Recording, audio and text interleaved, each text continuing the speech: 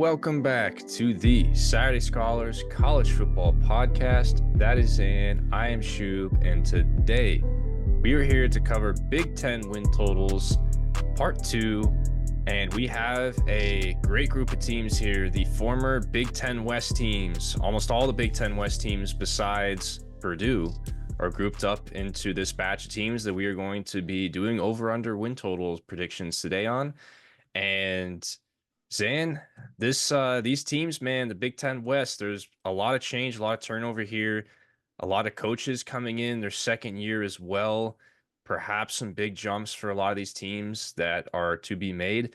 And these fan bases have really shown out too. The Big Ten West the last 2 years has garnered a lot of views for us, and you guys have been very interactive. So thank you for watching and listening to this podcast. Xan, how we doing tonight, man?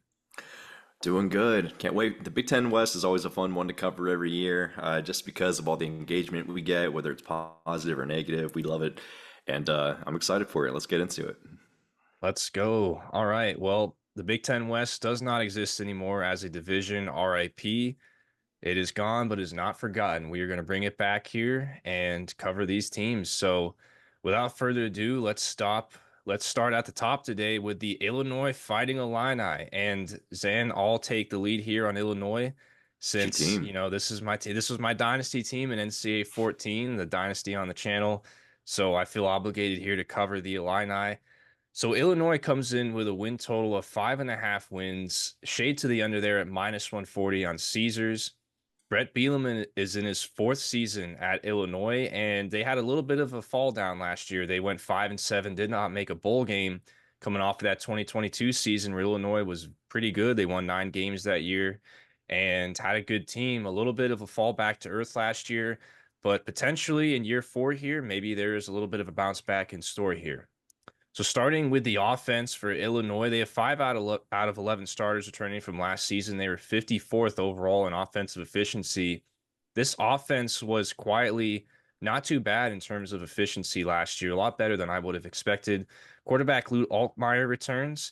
He put up quite mediocre numbers last year. That was the thing, is when Paddock came in relief last year, Paddock did pretty well, but Paddock is no longer on the team anymore. So Illinois defaults back to Luke Altmaier. And then as far as the receiving core, the loss of Isaiah Williams hurts. Isaiah Williams was a great player, by far their leading receiver on their team. He was also the quarterback in my dynasty the first 2 years. So I always have an affinity for Isaiah Williams, but in real life, he's a great wide receiver, and that's a tough departure. But you return Patrick Bryant, who's a senior, solid starter there. And you have true sophomores, Malik Elzy and Kanari Wilcher. Both are younger guys that are a little bit inexperienced, but those are guys that Illinois hopes can take step forward as they're young and be solid parts of this offense at the wide receiver position. And in addition to that, they supplemented the room with Sakari Franklin, a transfer from Ole Miss, and then tight end Cole Rusk, who was a 4-star transfer from Murray State. So Illinois brought in some guys to help supplement the wide receiver core and the tight end room. So even though you lose Isaiah Williams, I still think with the guys that get coming back and the guys get brought in, it should still be an okay room.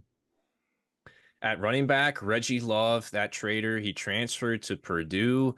Great running back in my dynasty. The running backs in my dynasty were always very good, but Reggie Love was a great one, and he is a trader. He is left for Purdue, but that's all right because Illinois returns Caden Fegan, a very solid returner. I like Fegan a lot at running back. And then you have Josh McCray as the backup. Josh McCray, also a great player for me in my dynasty. In real life, he will be the backup. And then on the offensive line, you have the entire interior returning with, you got both guards in Chrysler and Geske returning, and then the center, Josh Kreutz.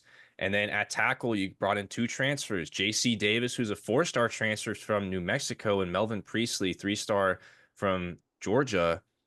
The thing about J.C. Davis, saying, is he's projected to be a top pick in the draft. He's supposed to go late in the 3rd round, early in the 4th round. And I'm looking at this and I'm like, how did Illinois land this guy at offensive tackle? Because offensive tackle is a premium position, and there's always teams that are looking for good tackles in the portal.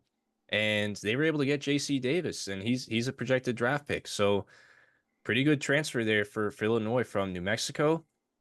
And then on the defensive side of the ball, 5 stars returning as well. The defense not as great last year. It took a huge dip last year from 2022, a huge dip to 81st in overall defensive efficiency. A lot of that had to do with the departure of Ryan Williams or Ryan Walters at defensive coordinator.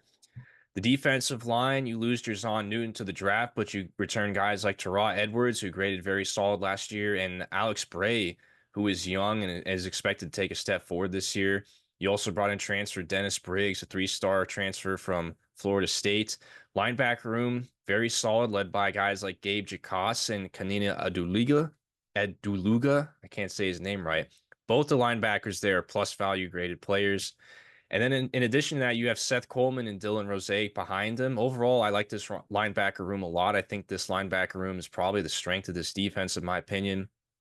Or I should say the safety room is probably the strength. The linebacker room overall as a unit, but in the secondary, I like the safety room a lot with Matthew Bailey and Miles Scott. Very good tandem there. And then you brought in transfer cornerback Terrence Brooks, 4-star rated transfer from Texas. So some of these transfers that they brought in, I think, are solid individual pieces. But the key is, can the entire roster take a step forward here, considering some of the top end guys like Isaiah Williams or Xan Newton that they lost? So overall, honestly, as far as the offense, my assessment is I don't really see much upside with Altmaier returning, unfortunately. I'd say it's probably neutral when in terms of looking at progression or regression from last year, considering that they had 3 players drafted off this offense last year, and you return Altmaier, who's really nothing special in my opinion. I don't really see much room for improvement there. And then the defense, even though you lose Xan Newton, I think there is room for slight improvement overall. I don't see how they can be any worse than 81st in the country last year, considering how good they were in prior years. So I think this defense can improve. My model predicts Illinois for 5.3 wins. Like some other teams in the Big Ten, they have 8 home games. The Big Ten, a lot of these teams I've noticed have either 7 or 8 home games, and that's because a lot of these teams schedule home and non-conference and with the way that the schedule sets up. But Illinois has it pretty good. You got 8 home games there at Memorial Stadium. Non-conference, Eastern Illinois, Central Michigan should be wins. It's the Kansas game. That Kansas game, last year they went to Lawrence and they lost. Now they have Kansas at home, which is definitely, uh, I would say, in Illinois' favor. But in terms of talent, I still think Kansas is probably the better team. I have Kansas as a favorite in that game. And then the rest of the schedule at Nebraska. Oof, we're gonna get to Nebraska later. That's gonna be tough with Dylan Raiola, and that's a pretty improved Nebraska roster, and it's at Nebraska. That's gonna be tough. At Penn State, that's an L. You have a bye week to prepare for Purdue, so you can avenge your departure of your former defensive coordinator and get your revenge game over Reggie Love there, and that's at home. And you got Michigan at home, and then you go at Oregon. That's a tough stretch right there. 3 out of those 4 games, Penn State, Oregon, and Michigan. That is brutal. Then you have Minnesota at home, a bye week to prepare for Michigan State, which I like. And I think the back end of the schedule is, without a doubt, this is where Illinois can rack in some of these wins if they want to get back to a bowl game. You got Michigan State at home, you go at Rutgers, and then you, of course, have Northwestern to end the year at home. So if Illinois is going to get back to a bowl game, they got to win those games against the Northwesterns and the Michigan States and the Minnesotas, and of course your non-conference opponents, Eastern Illinois and Central Michigan. But overall, man, it's just tough because the Big Ten is, we've said it already, the Big Ten as a conference just is slowly improving, especially the middle and bottom tier of the Big Ten is just slowly improving with the amount of TV money that's coming in, and thus they're bringing in good coaches, good talents. It's slowly but surely getting its way back up and closing the gap between the haves and the have-nots. But for schools like Illinois, you kind of you're looking at these schedules and you're seeing, man, you're bringing Oregon into the league. You got to play Oregon. You got to play Michigan. You got to play Penn State. You no longer have that Big Ten West safety net there to fall back on every year. The schedule's tougher, and my model says under 5.5 wins, unfortunately, and I hate to do it. Sorry, Illini fans, but if the line's at 5.5, I got to go lean under here. But it is not a confident under. It's a low confidence under, 1 confidence point for me. Again, the model thinks 5.5 is pretty close to on the dot. And I look at this team, I look at the schedule. 5 wins seems about right. Wouldn't be surprised if they make it to 6, but I'm going to say 5 and 7 is more likely than 6-6, unfortunately, but I hope I'm wrong because I have an Illinois dynasty on this channel, and that was my team in NCAA 14. Good point, Shoob. I'm not gonna sit here and reiterate anything because I think you covered everything that I want to talk about. I agree with your assessment of this team. Their limiting factor is Luke Altmaier and whether he could take a step forward or not this year. I don't really think he's going to, if I'm being honest with you. I think it's gonna be more of the same with Luke Altmaier. But if we look at the schedule, Eastern Illinois, probably a win, Central Michigan, a win. That bye week to prepare for Purdue, I like for the win. And then, like you said, the back end. So look, we're looking at three wins, but the last four, they've got Minnesota, Michigan State, Rutgers, and Northwestern. Those are winnable. So we've got three wins, a potential. So in the last four, they have to go 2-2 to hit this over in the last four, assuming that they get the Eastern Illinois, Central Michigan, and the Purdue game. So the thing is, do we like them to beat Minnesota and beat Michigan State? Well, they do get Michigan State at home off a bye week, so that's very nice. You get Northwestern at Wrigley, which will be an interesting one, because Northwestern is one of those teams that you just never know what they're going to bring your way. And then at Rutgers is a little bit tricky because Rutgers here recently has been putting together some better defenses and a little bit better of teams.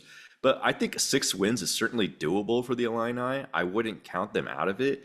But the problem is, I'm not seeing anything here that's overwhelmingly in their favor that wants me to teeter that in their favor. So just like you, Shub, I'm going to lean under. Although I can see them getting 6, I think 5.5 is like perfect by the books. I am going to go at 5 wins, under confidence point of 1 though. Gotcha. Yeah. It's a tough team to peg. And like I said, it's this line I think is pretty accurate. So you and I basically have the same assessment here. And, one thing that I've noticed is that these schedules are a little bit different. I have my magazine in front of me and then I have FBS schedules. One of them has them at Northwestern at the end of the year. The other one has them home against Northwestern. And it thrown me Well, for a loop because I was like, did they they're play playing at 7? Wrigley. Yeah.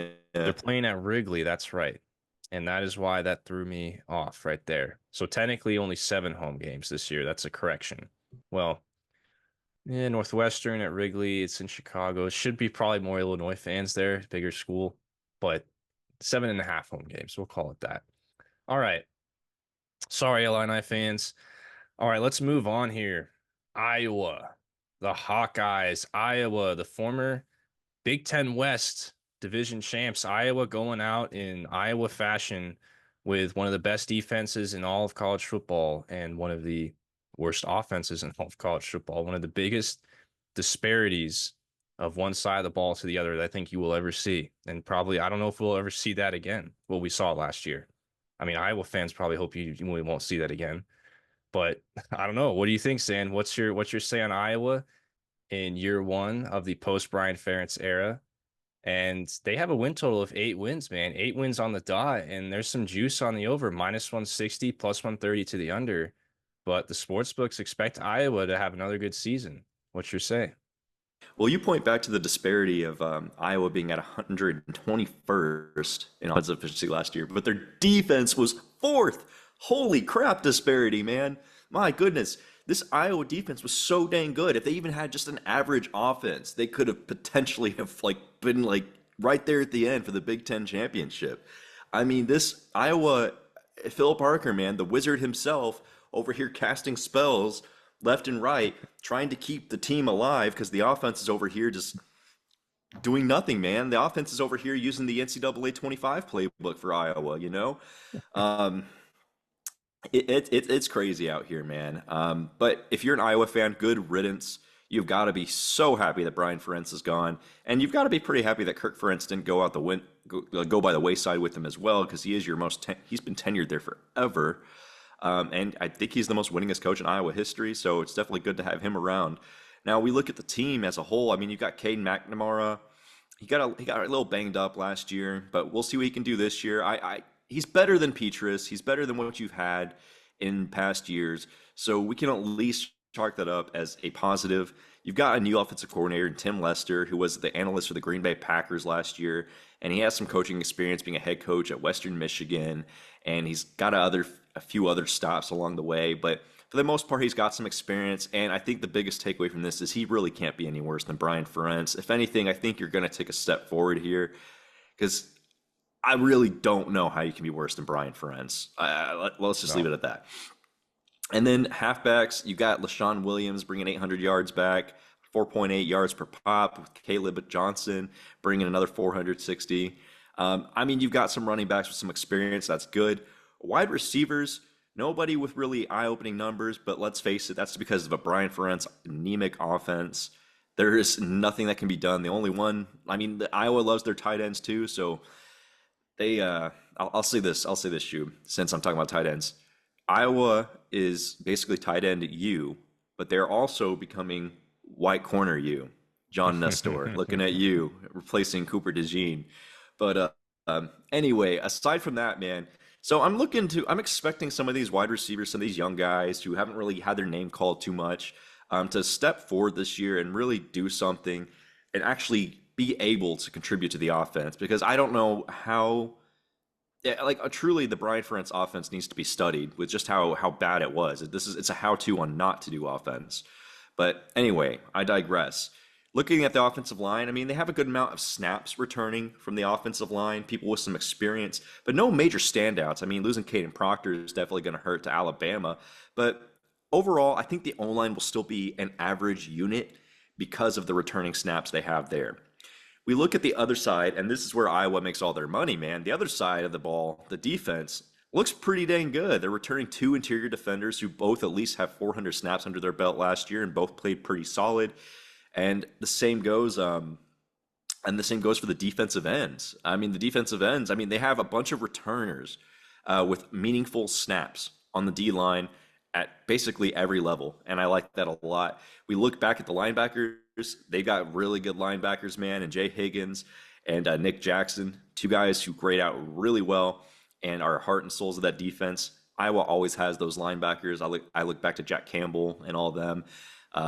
Always a bunch of studs. And then we look back at the defensive backs, man, and we just said it. John Nestor's replacing Cooper DeJean. I wonder if he can be another Cooper DeJean, you know?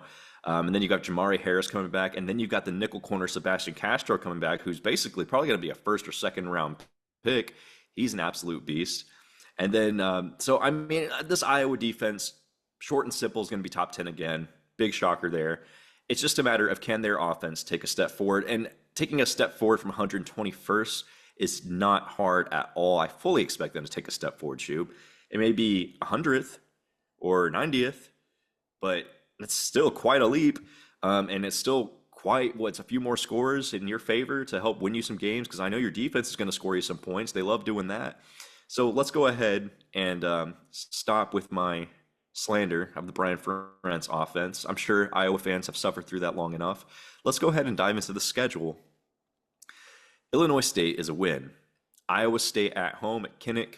They're going to wave goodbye to Iowa State as they beat their ass. That's a win for Iowa. Then Troy, win.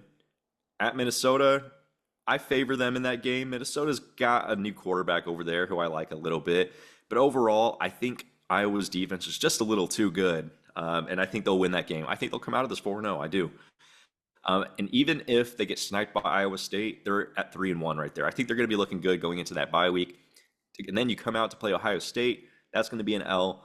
Then you've got Washington, which will be interesting because we don't know what Washington's going to be. I think they'll do a good job against Washington's offense. It's not going to be nearly as prolific as it was last year. And then we'll see how improved they are. I think that one could be toss-up territory, but we'll see. That one I can't really be fully committal on until I know what this Washington team looks like. And then at Michigan State, could be a little tricky dependent on what they look like as well. They're under a whole new regime with a whole new turnover in roster, but I would favor Iowa in that game. Then you've got Northwestern. I would favor them in that game. Wisconsin, a kind of a cut from the same cloth kind of team, a team that develops really well, has a pretty good pedigree in developing and overachieving.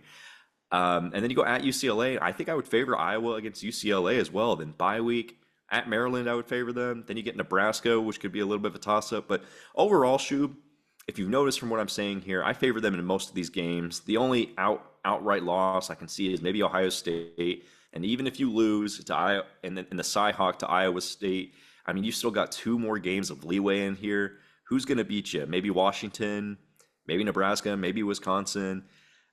I think it's a pretty comfortable over, man. Like I'm going over on Iowa. 8 wins. I can't see this offense being as bad as it was last year. And even with this offense being as anemic as it was last year, even if it was still on that level, this team with this schedule might still be able to pull 8 wins out of their hat with how good their defense plays. So I'm pretty comfortable with going 8 wins. I'll give it 2 confidence points. Over 2 confidence points for Xan. Well, hey, I'm not done slandering the Iowa offense, so I'm gonna do that really It's too quick much before fun. It's too much fun. I'm sorry, I mean, guys. It's it's too like it much was like fun. historically bad. Like historically. So here's one thing. I don't know if you knew this. What if I told you that Ollie Gordon had the same amount of touchdowns last year as Iowa's entire offense? Ollie It's Gordon, one funny. player, had as many touchdowns as Iowa's entire offense last year. That was one stat that I saw when I was digging through the articles. I was just like, that is hilarious. I mean, listen, it goes without saying, man. Brian Ferentz is out. No more nepotism. That was such a scam. That's done. Deacon Hill. Deacon Hill should have been Yeah. nowhere near an FBS team, not even on the roster, let alone starting at a Power Four team in the FBS. The guy would be lucky to be a backup at the FCS level with how bad he was. And I saw he went, I don't know where the hell he went, but yeah. McNamara is pretty bad too. I mean, let's call it like we see it. McNamara is not very good either, but McNamara is an upgrade over Deacon Hill, and he's definitely an upgrade over Spencer Petras from 2 years ago. Yeah. So we know that. But you got Luke Lakey, the feather in your cap. He's a day two projected draft pick, as always, to keep the tight end machine moving. And then I think this Iowa offensive line, I think this will be the best offensive line that Iowa's had in a few years. So that's definitely going to help for sure.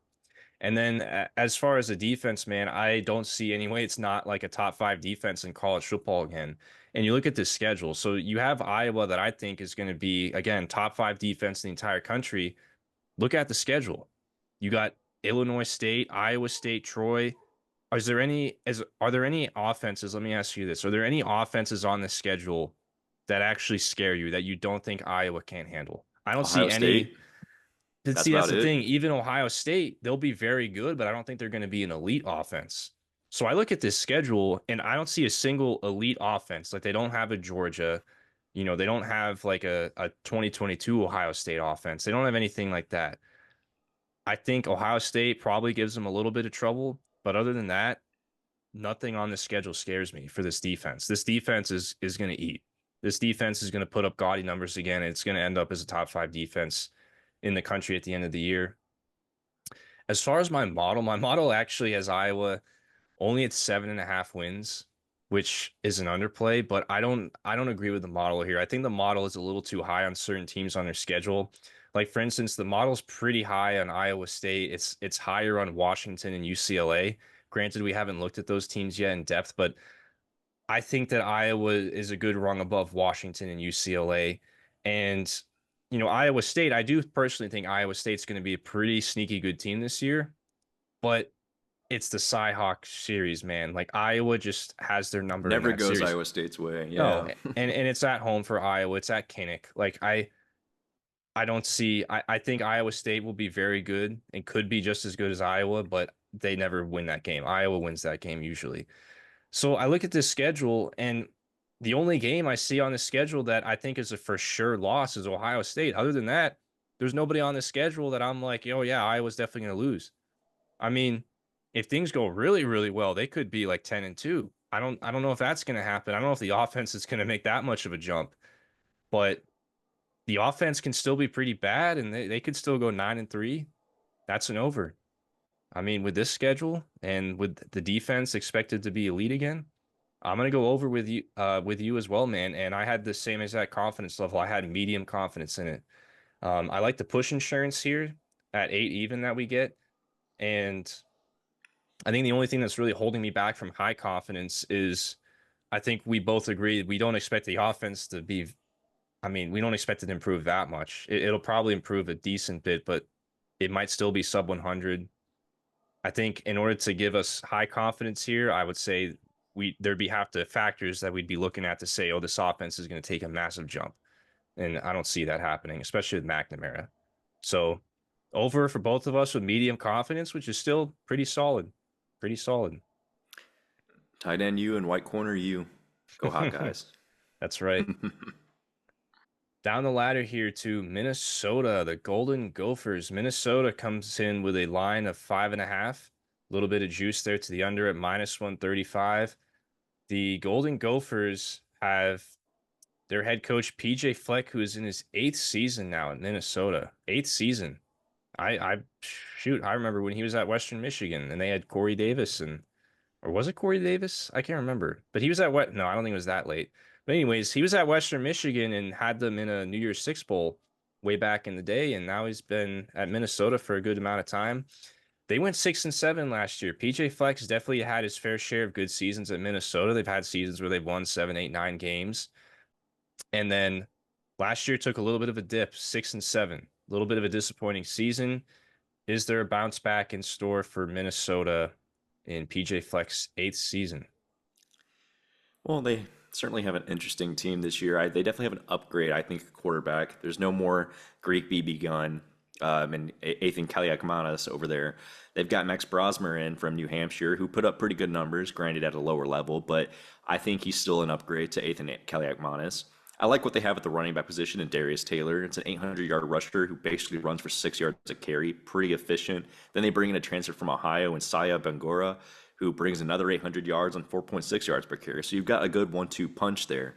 You return Daniel Jackson, who's an 800-yard guy for 8 touchdowns, but they're going to have some other guys step up because the rest of the guys are pretty unproven. But they do have a couple transfers that may be willing to take that on, like Tyler Williams from Georgia or Christian Driver from Penn State, both 4-star guys coming out of high school. So there's the potential for this unit to be pretty decent on the wide receiver end if those guys achieve their potential.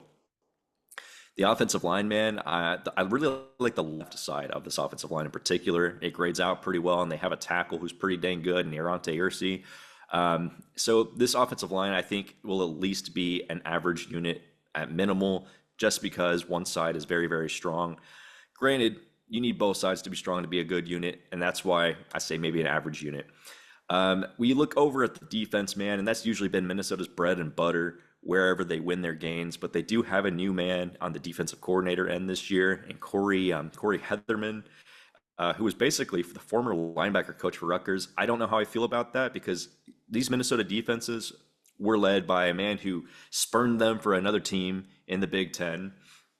And I believe it was Michigan State, if I'm not mistaken. He went over to be the DC at Michigan State. Yep. And so that's probably a downgrade, quite honestly, at the defensive coordinator position. So I look at this Minnesota team and I think defense has always been their saving grace. Whenever the offense isn't getting done, this defense keeps them in games. Can they continue to do that? I look over at the defense. I see Ja Joyner and Danny Strigow both return, both have a lot of meaningful stats. That's good. They also add Jackson Howard from LSU, who has a high transfer rating. That's good. And then they return a lot of snaps on the interior part of the offensive line, although those players don't really grade very well. But nonetheless, it is returning production, and we could see them improve a little bit. So at the very least, the defensive line will be a respectable group. Then you look back at the linebacking unit, very, very subpar unit with the linebackers. Nobody really stands out there, and that's kind of a eyebrow raiser right there, especially when you're playing some and improved teams in the Big Ten this year. And then you look at the secondary, man, and the best thing you got is like a cornerback transfer from Bucknell and Ethan Robinson, who grades well, but again, against inferior competition. They have other returners, but no one who really truly stands out. You do also have Jack Henderson, who's coming back. He'll be pretty solid, but you're also losing Tyler Nubin. You're only guy in your secondary who graded out really, really well. So I think this defense is going to have a hard time coming. They're in a whole transition phase, a whole new system with a whole new coordinator. I think we might see a step down in the defensive play for Minnesota, but I think there is the potential, though, for there to be a step up in the offensive play, given what they have on that side of the ball. So I think there's room for optimism on both sides here. They're 69th in offensive efficiency. I think that can creep up. They were 82nd in defensive efficiency last year, which is actually quite bad given their acumen as being a good defensive team. Shoob, correct me if the number is wrong, but but aside from that, they need improvement. And we look at their schedule, man. They open against North Carolina. North Carolina looks a little bit different this year. Perhaps they can win that game. You get Rhode Island, you win that game. Nevada, you should win that game. Iowa, I don't think you're winning that game. Iowa's defense is just too dang good. Too many question marks on your defense. And then you go USC, UCLA. We'll see. You might be able to get one of those. It just depends. Then bye week, Maryland, at Illinois, at Rutgers, then a bye week for Penn State, and then at Wisconsin. Eh, 5.5, man. Where are we going to get 5 wins? Rhode Island, Nevada, chalk it up. Between Maryland, Illinois, Rutgers, I think best case scenario, maybe 2-1 in that stretch. Um, and then the LA schools, you might be able to sneak one out.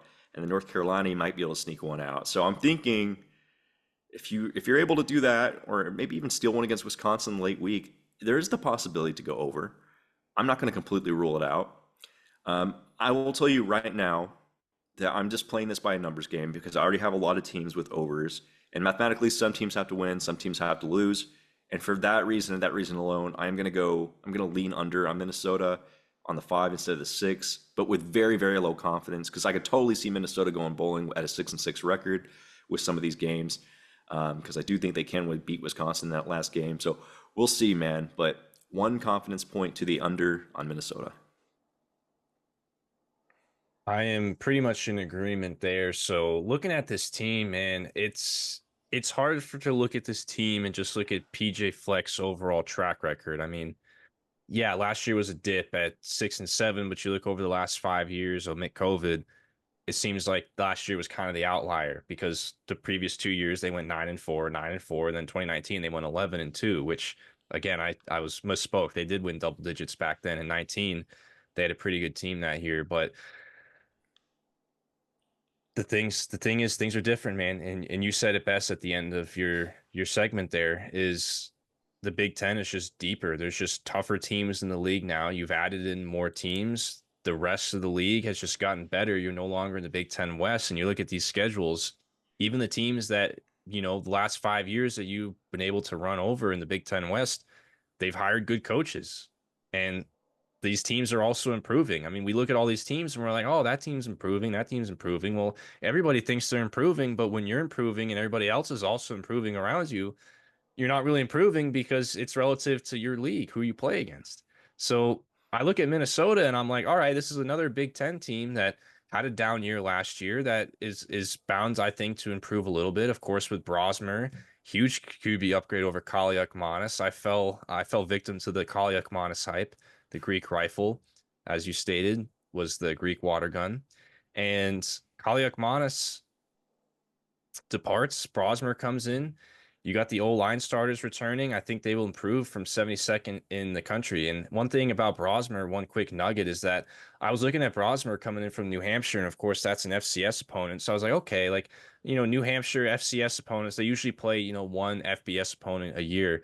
So when I went and looked at Max Brosmer's numbers against FBS competition, his career numbers against FBS opponents. Now, granted, this was dating all the way back to 2019. So Brosmer is a veteran guy, and he started as a freshman in 2019. So he's got a lot of experience under his belt. So against FIU, Western Michigan, and Central Michigan, I know we're talking not necessarily cream of the crop here of the FBS, but still FBS opponents, 73 of 129, 59% completion rate, 7 touchdowns, 4 interceptions. Not bad, especially considering that he's at that's with New Hampshire talent around him, with FCS talent around him. So at Minnesota, I expect there to be a translation. And additionally, man, the defense, I actually think the defense is going to improve a little. I think PJ Fleck has gone on record saying he really likes his depth. I like the depth in the front seven as well. And PJ Fleck he was saying that he thinks this is one of the deepest teams he's had in a while. So we'll see. We'll see. But you look at the metrics, and it tells you, I don't know if we could be so optimistic or as optimistic as PJ Fleck thinks that his team is going to be. So I look at the schedule, man. I mean, this is tough. It's a tougher one. You got UNC and non-con play. I think that's very winnable. I'm not as high on UNC, but it's definitely a game that you could lose. Minnesota lost that game last year, so potentially they could avenge that home-on-home loss from last season. Rhode Island and Nevada, those should be wins. But then in the Big Ten play, I mean, right off the bat, you draw Iowa at home. Then you got to go at Michigan. USC and UCLA. I mean, if Minnesota doesn't have their ducks in a row for those games, I mean, we could be looking at a worst case scenario. They start out like 0 and 4 in Big Ten play. Now, more than likely, they win one of those games to start out Big Ten play. But I'm thinking worst case scenario, this team could be as bad as 2 and 5 to start the year, or at least 2 and 4. And then you got Maryland, that's a toss up, at Illinois, toss up, at Rutgers. I lean Minnesota, but my model says it's a toss up. My model likes Rutgers a little bit. Then you got Penn State off a bye, granted, but it's Penn State. Penn State's just a rung above you in talent. I don't think it matters. It's probably a loss. And then you end the season at Wisconsin. I mean, this is tough, man. It's a tough schedule. I think this is another classic case of a team that probably is improved from last year, but is a victim of the rest of the league getting better around them and having a tougher schedule in the Big Ten this year. And I think that's the difference. So unfortunately, sorry, Gopher fans, I'm gonna have to go under 5.5 wins with low confidence. And I think it's just something you're gonna have to get used to, man, with these new leagues and the way these schedules are set up. One, with these new super leagues, you can only play so many teams, and a lot of your fate is going to be just basically Determined by determined by schedule. who you drew in your schedule this year. Did you get team X, Y, and Z, or did you not? You know, it's so schedule driven. We're past the days of where everybody got to play everybody. So there really was no teams ducking bad teams or ducking good teams. But that's how it is now. And it's not the Big Ten West anymore. It's a bunch of teams that are improving. So unfortunately, I'll have to go under with you as well. But I mean, 6-6 entirely on the table. Wouldn't be surprised if they make a bowl game. That's why I'm going at it with low confidence like you. So moving on now to Nebraska. Nebraska, man, what a polarizing team. Ooh, Nebraska, PJ or not PJ Fleck, Matt Rule's second season at Nebraska. Matt Rule, man, it was a tough first year. They went 5-7. A lot of the bad omens that plagued the Scott Frost era seemed to haunt Nebraska, like losing a bunch of one possession games and making really dumb special teams and just bad mistakes that cost them games at the end. And the sports books see true freshman 5-star recruit Dylan Royola coming in. They see a lot of guys returning, and they know about the Matt Rule historical year two jump that his Temple team and his Baylor team had in year two. They had massive jumps from year one to year two. Sportsbooks see all that. And even though this was a 5-7 team last year, the sportsbooks have this win total at 7.5. So the sportsbooks are definitely seeing what I think a lot of people are thinking, and there's juice to the over at -145. So Vegas is telling you that Nebraska is in store for a breakout season. What's your say, Zan? Well, I love Matt Rule. I absolutely love me some Matt Rule, man. Dylan Raiola was a great pickup and certainly is going to be an upgrade to what they've had in the past. We look over at the next position, Gabe Irvin and Ramir Johnson going to share the backfield. They don't have a lot of production together, but I think them together, they're going to do pretty well, especially with Raiola kind of taking some of the pressure off of you. Then you've got in Jamal Banks coming in from Wake Forest, bringing in some production. You've got Isaiah Nayor, who people don't really know about because he, transferred to Texas from Wyoming, I believe. He was pretty good at Wyoming, but, got He got injured his hurt. first year at Texas. He tore his ACL, I believe. And then the second year at Texas just brought in so many dang good players that he never even cracked the depth chart. It's So a it doesn't sneaky mean he's good not a good. ad. Yeah. It's a sneaky good ad, yeah. So he is a good player, and so I like those two additions to the Nebraska team. I think those are going to be Riola's favorite targets right there, those guys.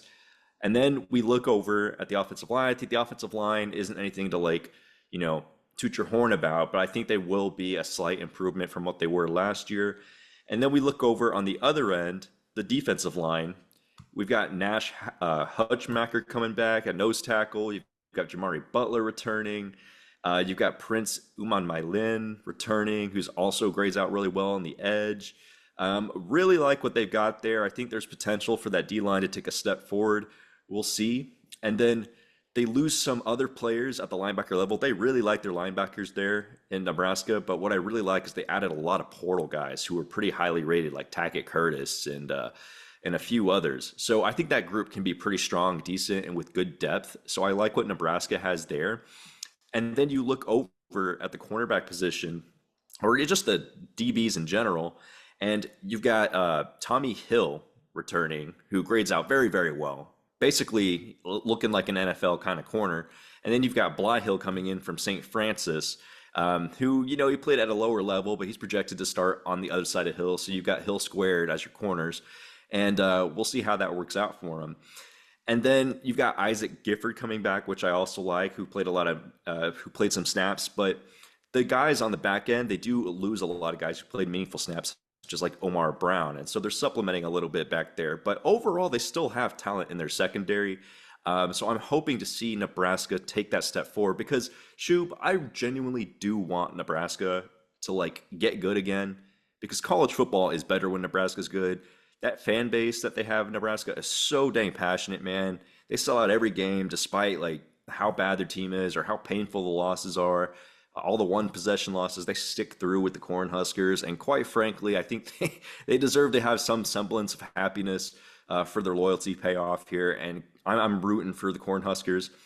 And so let's look at the schedule. The line is 7.5. You play UTEP. You should win that game. You play Colorado at home. I lean Nebraska, but Colorado may be tricky. Colorado's more about clicks than wins, I think. So I think Nebraska will win that game. And then Northern Iowa win. Illinois, I lean Nebraska. They're at home. First 4 games at home for Nebraska. Definitely something we notice a lot with a lot of these Big Ten teams. But very starting to the season with a lot of home games. And then you go at Purdue. We're not very high in Purdue. I think they beat Purdue.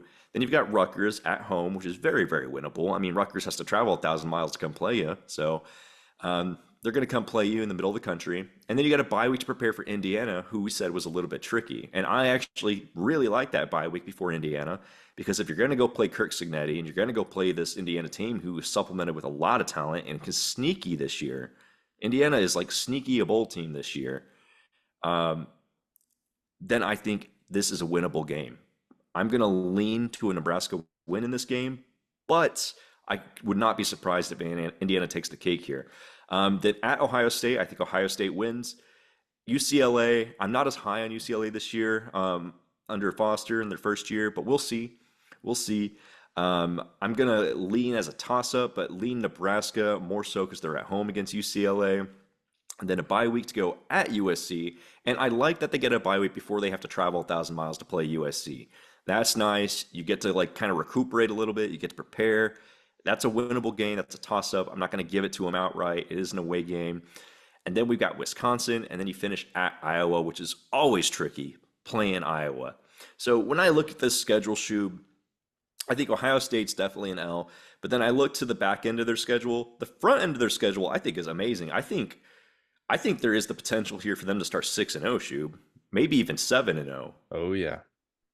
Definitely. Nebraska can start 6 or 7-0 here and walk probably I think if they do that, they'll be rated number 10 in the nation by the time they play Ohio State. That would be hype. If Nebraska starts 7-0, even if they're 6-1 going in that Ohio State game, yeah, they'll be ranked. Be hype. Yeah, and they'll be ranked. Now, granted, I think Ohio State will take them to the cleaners. I think Nebraska's on. I think Nebraska's on a good trajectory, Cornhusker fans. But I don't think you're there to, fight the heavyweights just yet. I think they would agree. They've been humbled enough, unlike some of these other fan bases in this group of teams. But then UCLA, I think, is very much winnable for you. USC, the games that are trickier, the UCLA, USC, Wisconsin, Iowa. That's 4 games that are tricky. But look, you're sitting there at a line of 7.5, man. So you'd have to lose all 4 of those not to hit your over. I'm with you, Husker fans. I think we've got at least 8 in the bank, if not 9 this year. Let's go Huskers. Over, man. Matt rules. What confidence we giving it? Give me a 2. 2 confidence. So medium confidence on the over from Xan. So, yeah, I look at this team and, I was pretty surprised. Well, I'm mildly surprised that the offense was as bad as it was in terms of efficiency numbers last year. I mean, I know quarterback was a disaster. The receiving core last year was a disaster, and they've done a good job of fixing that. I mean, you brought in a five-star true freshman quarterback, and you brought in some good transfers, as you highlighted in the receiver room. So some of their biggest weaknesses from last year, I think those holes have been plugged. And then as far as Dylan Royola, man, it's just tough for me because yeah, you upgraded in skill positions. This offense just totally hinges on the stardom of Dylan Royola. I mean, it's he's a true. I know he's a five-star, but not all five stars just hit the ground running in their first year. I mean, a la Dante Moore last year. Dante Moore Satterfield's still the OC too. and that's a great point. Satterfield is still the OC, which not I don't know if he's the best OC out there, but still, Definitely not. yeah. And it's tough. There's so much variance here. This could go very well, or and Rayola ends up being a stud, and this offense takes off, or he could have a Dante Moore-esque season and kind of be a bust in his first year, which wouldn't be surprising because he's a true freshman. I mean, the kid's just out of high school. But I He's will not a say, redshirt. Shub, I think the saving grace for this is how light relative, like how light the front end of their schedule is. It is the Yeah. perfect time to make those mistakes if Rayla is going to make those mistakes and get Yeah. comfortable and maybe build some confidence for those later games. And that's why I still like this, despite the unknown about Dylan Rayola. That's a good point. You look at those first few games, not only are they bad teams, but you look at Colorado. Colorado's strength is the offense, definitely not the defense. Colorado's defense was not good last year, and I don't know how much better it'll be this year. So you look at just the defenses from those first few games. Illinois, a defense that struggled last year. I don't know if there's much improvement there until you get maybe down to Rutgers. Rutgers had a good defense last year. You might not see a defense that's in this inside the top 50. So that's a great point about Royola having a little bit of a nice runway here to start out the season, which can't hurt. And then as far as the defense, man, I think the secondary, it's the defense for me where I'm really looking at this team and I'm like, oh, I kind of like what I see here. I think the secondary, a lot of people think the defensive line's the best unit on this team. I think the secondary is actually quietly like going to be very good.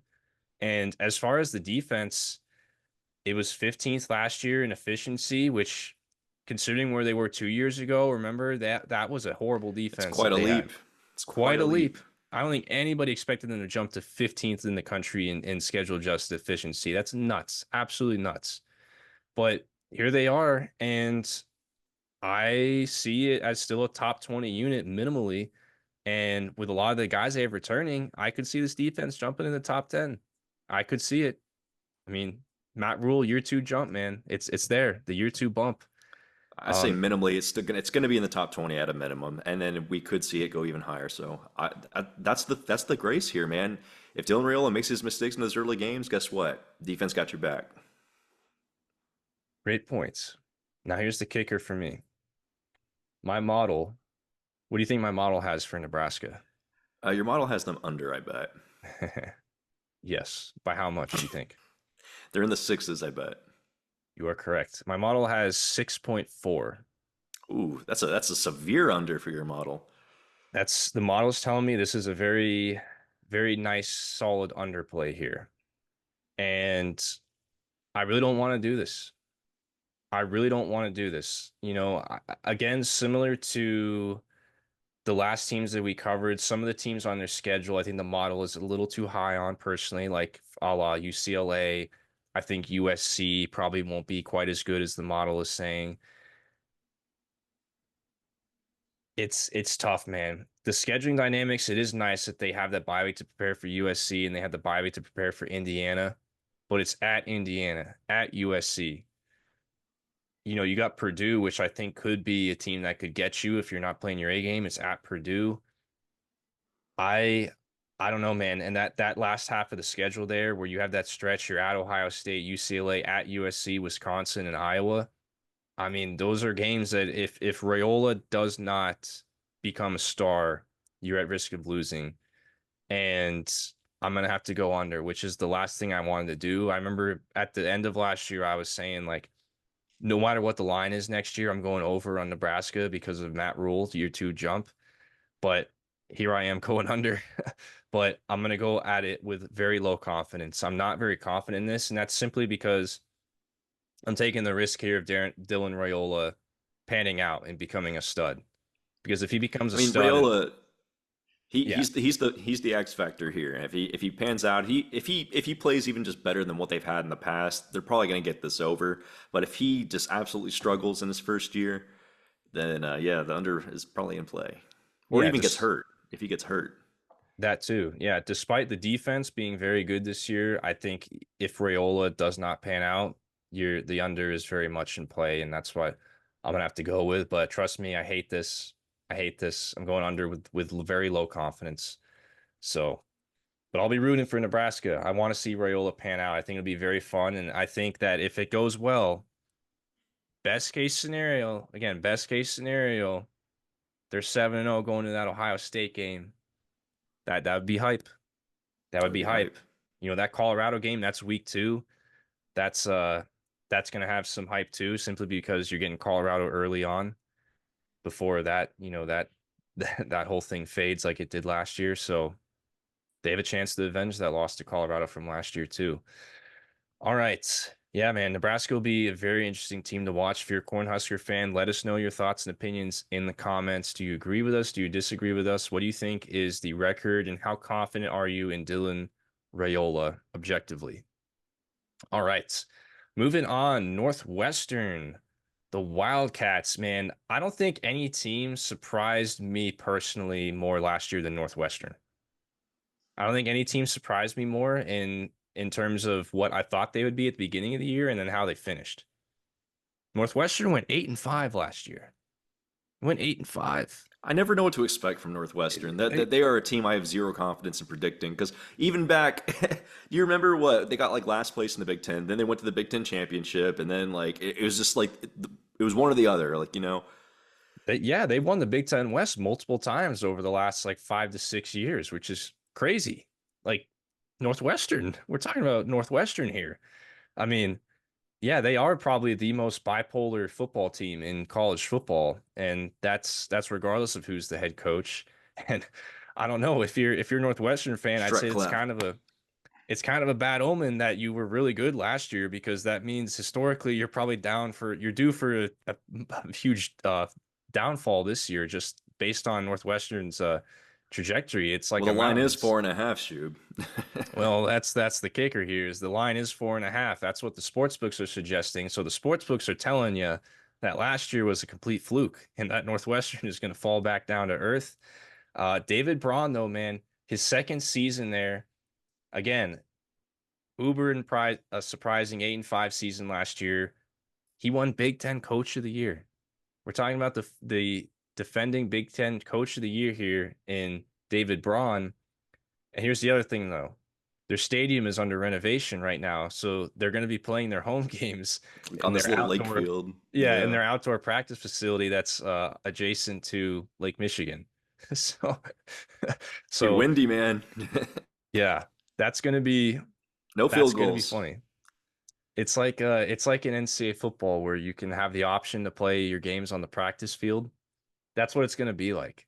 I mean, I don't know how they're gonna like. I want to see like the TV setup and everything, and I don't know. I really want to see like how that goes. And if I'm not mistaken, don't they have Ohio State rolling in there on the schedule?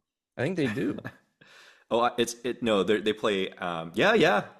Ohio State comes to play them at home. Yep. So you're telling me that you're gonna have Ohio State rolling into a practice facility Playing on bleachers. Yeah. playing on bleachers? That's gonna be Playing in like hilarious. playing in a stadium like smaller than some high schools. Oh man, that is hilarious.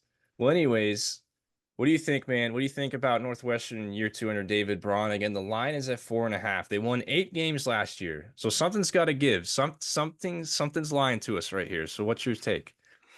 Well, I do really do like their pickup at offensive coordinator. Zach Lujan from South Dakota State being their OC over there. South Dakota State's been, at the tippy top of the FCS here lately and been putting together some really good offenses. So I really like that. They did promote Tim McGargill from linebacker coach to defensive coordinator. We'll see how that one works out. He has no prior coordinating experience. But then we look over at the offense and another familiar face on his like 18th school, Mike Wright. Comes from Mississippi State this time. But yeah, Mike Wright is an interesting prospect because he's played really, really well at a high level. I mean, back in his Vandy days and so on and so forth. But he's also had his games where he has just played absolutely terrible. So he's perfect for Northwestern, man. We were talking about how bipolar this team is with either winning everything or losing everything. You got the bipolar quarterback here who's going to play lights out or he's going to lose you the whole game. So Mike Wright, definitely potential in that player. So I'm interested to see what they'll do with him. And then you've got Cam Porter at halfback, but he may return production, but he's not very efficient. He's a sub 4 average on his running. So there's a little bit to be desired there, but you do return Bryce Kitts at wide receiver and AJ Henning. It's about 1,000 yards of returning production combined at the wide receiver position. But luckily for you, Mike Wright's going to supplement a lot of that running that you're going to need to do because he does like to run the ball. Their offensive line, though, is a little bit shady. Outside of Caleb Tiernan, nobody really grades well on that offensive line. So that offensive line is a very poor unit. And this is why it's honestly just a great coaching job by David Braun. I mean, he deserves to win that award last year because this unit was not elite by any stretch of the imagination. They were able to pull together that many wins.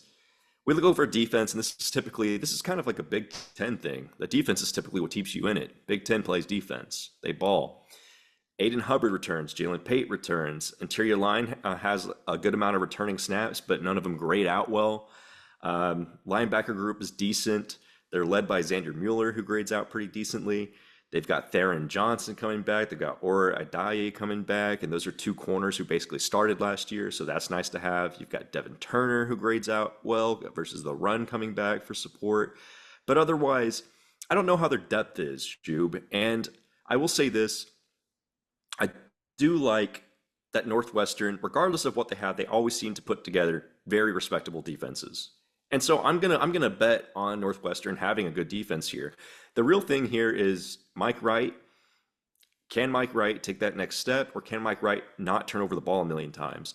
So that's going to be the biggest thing, and whether Northwestern can, upset some people or, find themselves on the wrong end of the stick. Let's look at the schedule, Shoob. Miami of Ohio, I think they should win that game. Duke, maybe toss up territory there. They're at home, but I mean, how much of a home field advantage does Northwestern really have this year? You know what I'm Yeah. saying, Shoob? It, How much of a home field advantage do you really have? Duke, we're not as high on Duke this year, but at the same time, I mean, I never know what to expect with Northwestern. And you said it yourself, Shoob, with how bipolar this team is, they're due for a downturn this year. And I mean, not playing in your own home stadium seems like, cause for a downturn as well. That's kind of a toss up. And then in my schedule here, they play Eastern Illinois, I believe. Eastern, yep. I just put Eastern. But Eastern Illinois should win that game. And then you go at Washington. That's a little bit of a trek. I don't like them to beat Washington. Then you go on a bye week to play Indiana at the practice facility. We like Indiana a lot. Indiana's a team you can beat, but Indiana is also a team that I would favor in that game. Then you go at Maryland, winnable. Wisconsin, winnable, but you're playing at your practice facility. How much of a home field is that? I lean Wisconsin on that. You go at Purdue. I mean at Iowa. I lean Iowa. You go at Purdue. Boilermakers at home. They're gonna win some games. Northwestern's probably one of those games they'd win if they're gonna hit their over. That's a toss up. Then you go bye week for Ohio State and then Michigan. You get Ohio State and Michigan back to back, so you get back to back whoopings. And then you play Illinois at the end of the year, which possibly you win. Here's the thing. They're at 4.5, Shoob. I mean, we've got two in the bag, like Miami, Ohio, Eastern. I can't definitively give them Duke. I can't definitively give them Indiana and Maryland, but I can't deny that those aren't winnable. I can't deny that Purdue's not winnable. I can't deny that Illinois is not winnable. And even on the right circumstances, if you catch them on the right day, Wisconsin can be winnable as well. So that's like 6 winnable games that I don't have for them directly in the bag. But my thing here is the home field advantage going to play, or the lack of home field advantage, is that going to play as a disadvantage in this case scenario? When you're playing in basically like the size of a high school facility, I'm guessing they won't be able to get more than like 10,000 people in the stands. Um, yeah, something like that. Yeah, so I mean, it's going to be pretty rough sledding, man, especially when you're trying to play some of these teams that you're trying to get the edge on, like Illinois and Wisconsin when you're at home, Indiana as well, because those are some of those games that you have the potential to, beat these teams, but will you is the thing. Whew. Shub, I'm not confident in it, and I know the juice is to the over, but I think I'm actually going to take Northwestern on the under 4.5 with one confidence point. I think it's just their time. I know they have, I really like the offensive coordinator hire. I really like David Braun.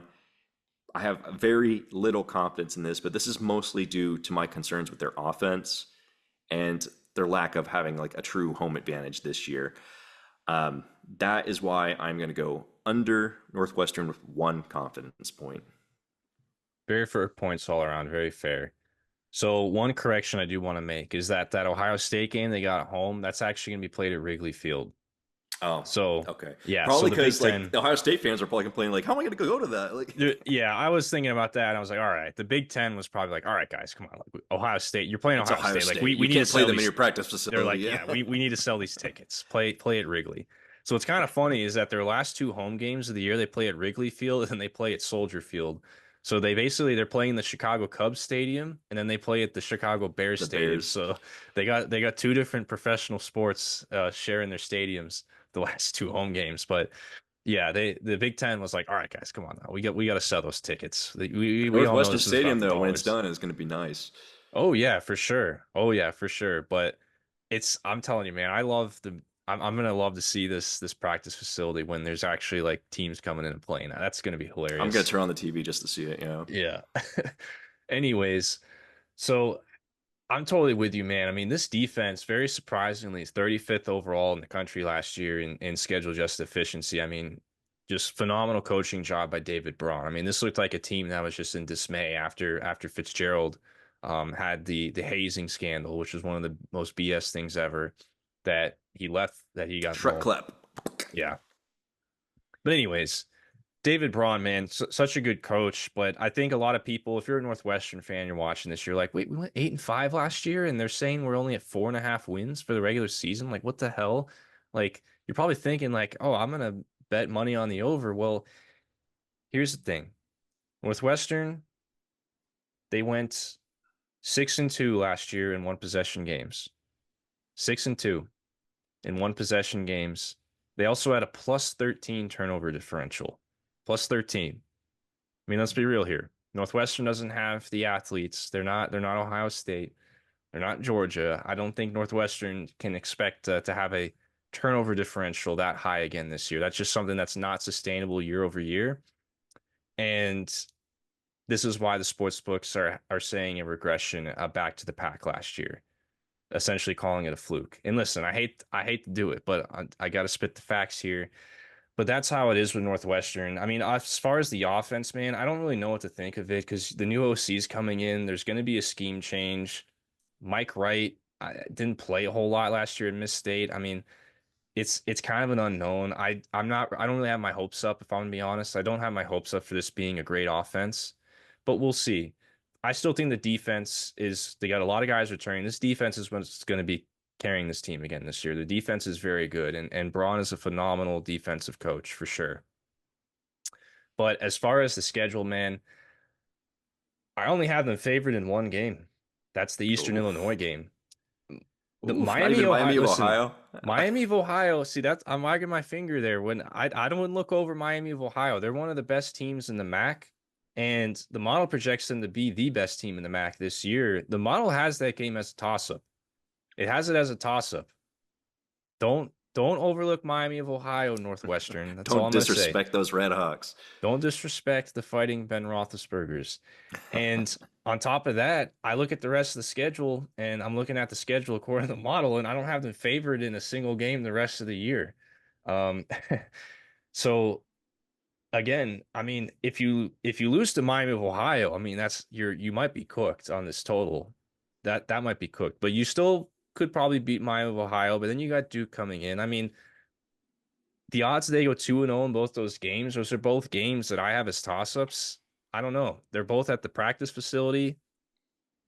that's going to be telling right there. If they go 2-0 and they can go 3-0 actually if they beat Eastern Illinois after that. If they can start the season 3-0, Then they're gonna get it. oh yeah, for sure. They can snag 2 wins in Big Ten play maybe. But like I got to go under here. The model says 4.2 and I just don't see 5 wins on the schedule, man. I just don't see it. Like I don't think they go 3-0 in non-con play. I think they go 2-1.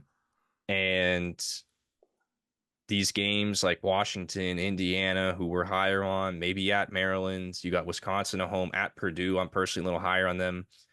Illinois at Soldier Field at the end of the year. That's probably winnable. I only see like 4 games where I'm actually like, okay, you might actually be able to win this one. So I got to go under, and I'm going to go under with medium confidence. Not crazy high confidence because this line is pretty low considering that they won 8 games last year and that the defense would still be pretty solid. But I'm expecting a regression to the mean here, and I'm gonna say under with medium confidence. And I hate to do it, man. I hate to fade David Braun. He's such a good coach, but He's not working you, with a you lot also though. yeah, you also coach Northwestern. So let's remind Yeah. ourselves that. So all right. Moving on.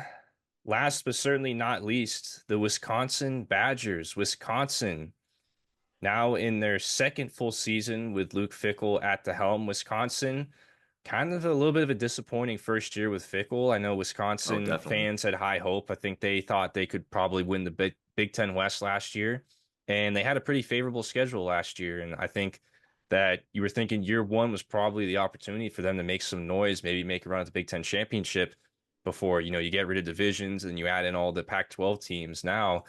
And that was kind of a window because you look at their schedule and this schedule is pretty dang tough. So reality is hitting Wisconsin hard in terms of the optics of the new league and everything. But, the team is at large coming back this year. And I think it's overall going to be an improved team. But the schedule definitely is a cause for concern. But then again, it's Luke Fickell. He's one of the best coaches in college football. He didn't do what he did at Cincinnati. That wasn't a fluke.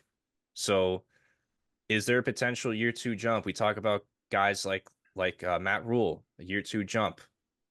Is there a year two jump with Luke Fickell at Wisconsin?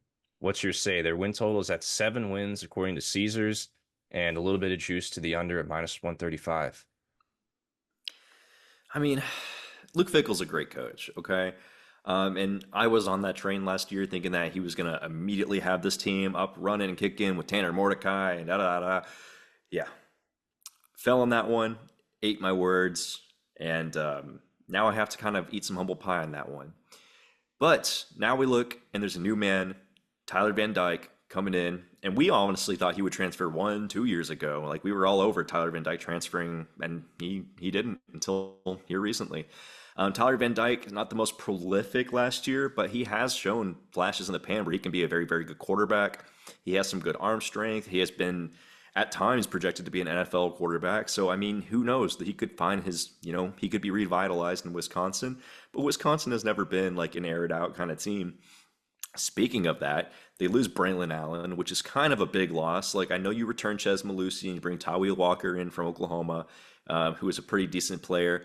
But losing Braylon Allen is kind of a big deal. That's not a player that grows on trees, man. Granted, you still have good running backs in the mix, so you're not going to be completely helpless in that spot. But that is a big loss nonetheless. You return Will Pauling, which is nice. He's an 800-yard receiver, and you bring in Bryson, or you return Bryson Green, who's a 500-yard receiver. But you're going to need someone else to step up on that end.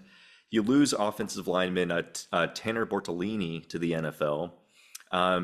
And then, despite that, though, you return some solid starters on the O line, and I'm thinking that they can still have a pretty solid O line because it's kind of the bread and butter of Wisconsin, having very respectable, if not above average O lines.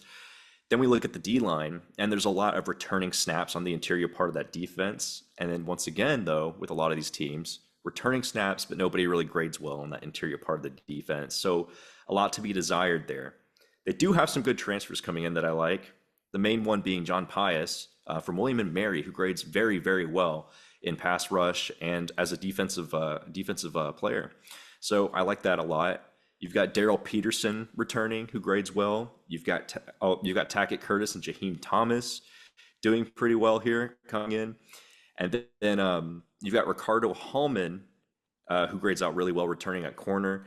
And then you've also got RJ Delancey coming from Toledo, who grades out really well too. So you've got you got a bolstered secondary there. And then not to mention Hunter Wohler, who's just a beast and grades out really well in the secondary. So like a lot of Big Ten teams, defense is not going to be your issue. I mean, Wisconsin's still going to have a pretty solid defense. They were 32nd in defensive efficiency last year. I expect them to at least stay around that range, if not improve a little bit. But the offense is where their weakness lies, and they were 65th in efficiency last year. If we can see some improvement with Tyler Van Dyke at the helm, then perhaps this Wisconsin team is poised for improvement. But we're looking at a line of 7 here for Wisconsin. They opened against Western Michigan, should win that game. South Dakota should win that game. Alabama, I know Alabama's under new regime, but I think they're going to get routed in that game, despite that being in Madison. I don't think there's a shot they win that game. Then you go bye week, you go at USC. We'll see how that one goes. That one's kind of toss-up territory. I think you should beat Purdue, but if you're caught napping, Purdue is one of those teams that could get you. Then you go at Rutgers. You should win that game. You go at Northwestern. You should win that game. So what? We're already at like 4.5, 5 wins. At Iowa is kind of going to be challenging. That's Kinnick. That's the great defense. If you're not taking that leap that you need to take to beat Iowa, we're expecting Iowa to have somewhat of an improved offense this year. You may be in for a rock fight there. You go to a bye week to prepare for Oregon. I don't think it's going to matter. I think Oregon still beats you. You go at Nebraska. We like Nebraska a little bit this year. I know Shoob, you're a little bit lower on him, but overall, you do think there's potential there. Um, Nebraska is going to be tough. And then you've got Minnesota to end the year. Overall, 7 wins, I think, is kind of right on the money because you're going to lose some of these games. This is a tough And schedule. yeah, you're going to lose some of these games. You've got Penn State. I think I glossed over them somehow. But you got Penn State, you got Iowa, you got Oregon, you got Bama. I mean, that's 4 teams right there right off the bat. I could see you losing to. And then you got Minnesota, Nebraska as toss-ups, USC toss-up territory, and then you can never look past Northwestern or Purdue on here because I mean those teams are not the best, but they're good enough to catch you. If they catch you on the wrong day, they can beat you.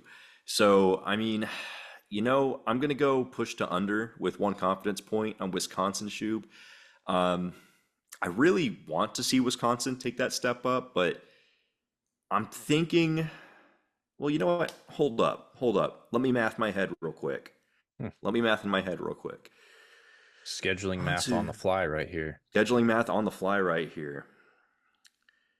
Well, while you're doing that, I just want to say that this has got to be one of the tougher Big Ten schedules I think that I've seen, including having Alabama. And I think I just want to point out the fact that Alabama, you don't see SEC teams go to play true road games at Big Ten opponents very often. And a lot of people always say, like, oh, we want to see SEC teams go and play up north in the snow and the cold weather. And I know this is going to be in September, so it's not really going to matter. But I think it's cool that Alabama actually scheduled this or was willing to schedule this and that they're coming to play Wisconsin.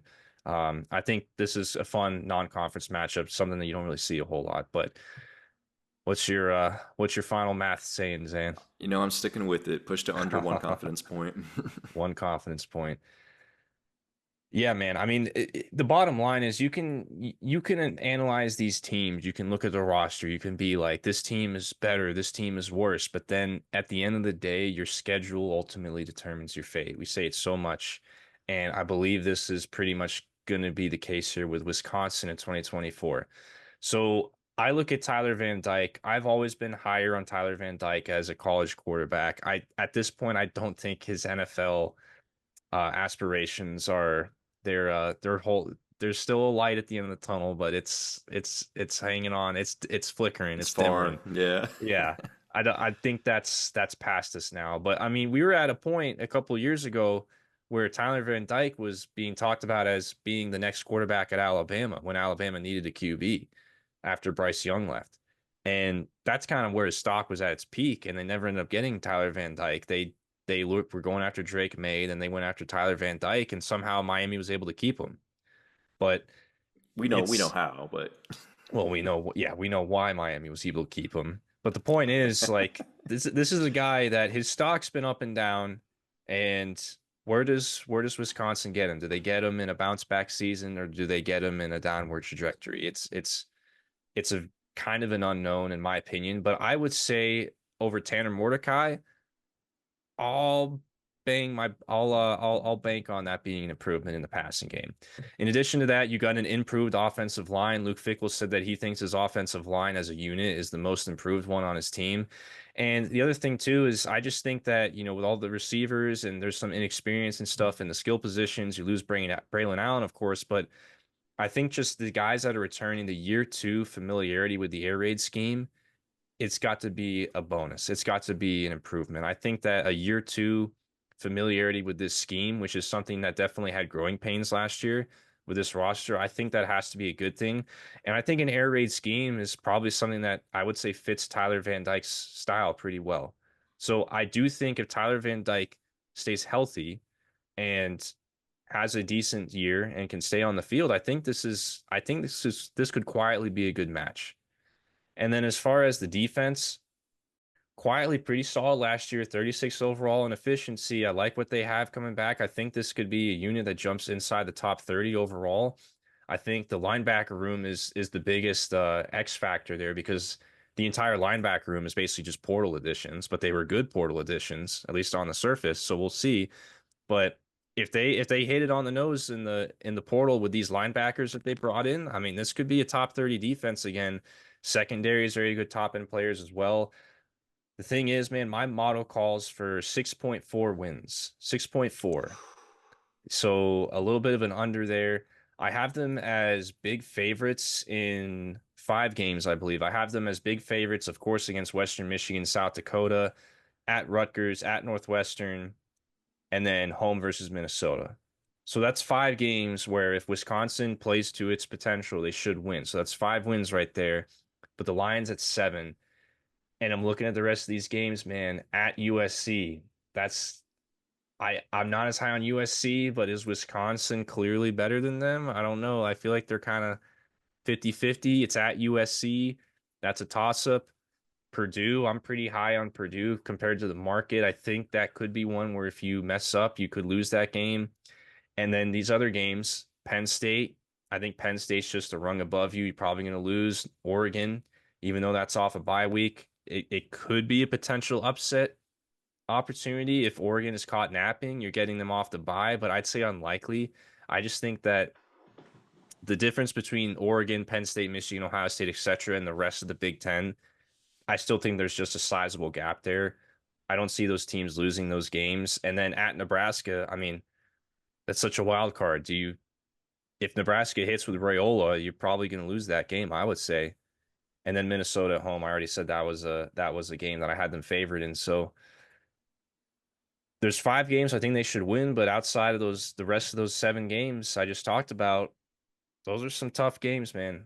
Those are some tough games. I could see 7 wins for sure, but I think it is more likely that they fall short and go 6-6 than they have a good season and go 8-4. That's my opinion, and I'm going to follow the model here, but I'm going to do it with low confidence because I think 7-5 is about right, and this will be another classic example of a team that is clearly better than last year, but does not have a better record because of their schedule. That is college football 101 right there. And I think Well said, Shoob. Wisconsin is the epitome. Yep. All Same for right, man. Minnesota. Yeah, you can say this. I mean, you could say the same about a lot of these teams we just covered, man, with the way that the new league set up and everything. I think that this is going to be a an adjustment period for a lot of fan bases because things just got a lot tougher. Well, that'll conclude this batch of teams, man. Always fun covering the formerly known as the Big Ten West, covering those schools. Let us know in the comments what you guys think. And so far, we've covered 2/3 of the Big Ten. We haven't covered Oregon. We're going to cover the newbies, the Oregon, UCLA, USC, Washington, and then Rutgers and Maryland in the next video. But I think that overall that this is a conference that's going to be interesting to watch the middle and the bottom of the pack, I think. See how all those dominoes shake out. Yeah.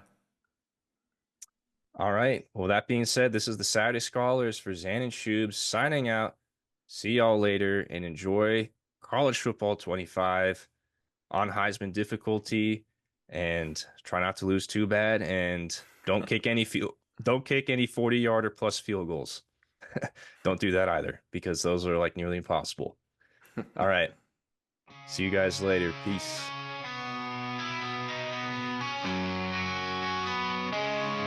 Saturday scholars on the mic, breaking it down so right. Their analysis hits the target, prediction accuracy so razor tight. Bank account on the rise with each winning call. Not here for hot takes, just the facts, that's all. Getting out, shooting snacks and zany bars, a treat for each week. College football fans rejoice, find what you seek. Hidden gem in the podcast world, they know more. Saturday Scholars Anthem, standing tall and tall. Saturday Scholars, the kings of the game, making waves with the knowledge, bringing the fame. Tune in each week, we stay on track. The Saturday Scholars, we got your back.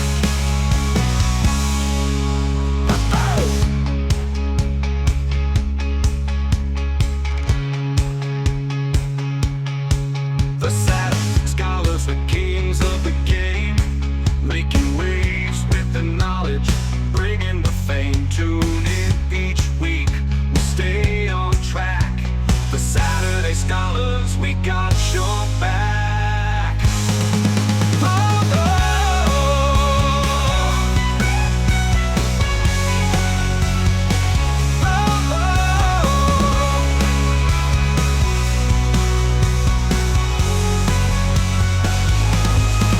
Getting out, shooting snacks and zany balls, a treat for each week. College football fans rejoice, find what you seek. Hidden gem in the podcast world, they know ball. Saturday Scholars Anthem, standing tall and tall. Saturday Scholars, the kings of the game, making waves with the knowledge, bringing the fame. Tune in each week, we stay on track. The Saturday Scholars, we got your back.